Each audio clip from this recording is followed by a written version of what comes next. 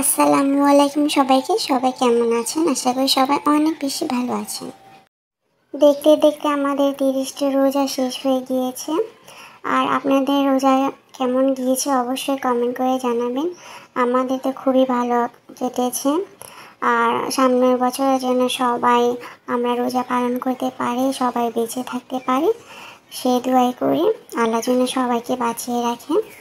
তারপর হচ্ছে সবাই জানে যে চাঁদ রাতে সবাই মেহেদি দেয়, তো মেহেদি দেওয়া হচ্ছে আমার ননদ সবাইকে মেহেদি দিয়ে দিয়েছে।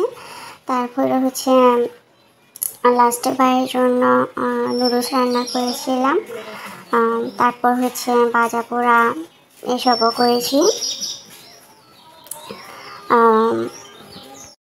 নুডলস রান্না করেছিলাম 29 রোজায়। সবাই বলছিল যে 29টা রোজা হবে।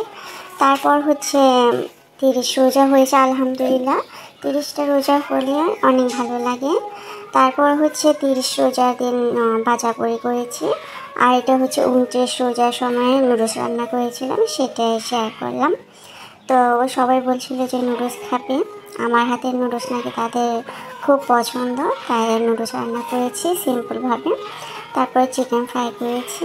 নুডলসটা আসলে খুব মজা ছিল। তারপর হচ্ছে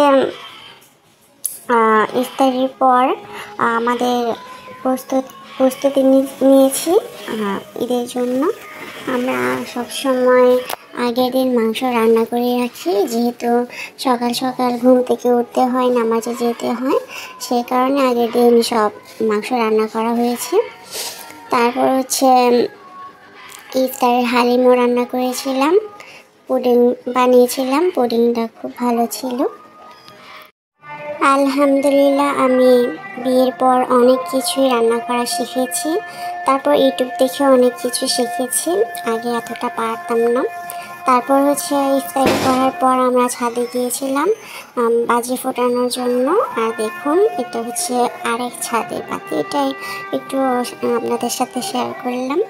তারপর হচ্ছে বাচ্চাদের জন্য এগুলো নিয়েছি, সবাই অনেক আনন্দ করছিল।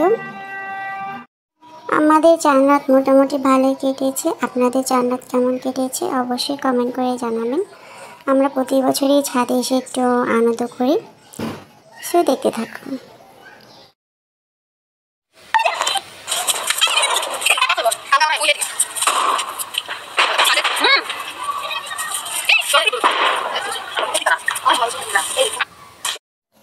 আমার ভিডিওটি যদি আপনাদের কাছে ভালো লেগে থাকে অবশ্যই আমার চ্যানেলটা সাবস্ক্রাইব করে দিবেন আর একটি লাইক করে দিবেন আর আমার পাশেই থাকবেন।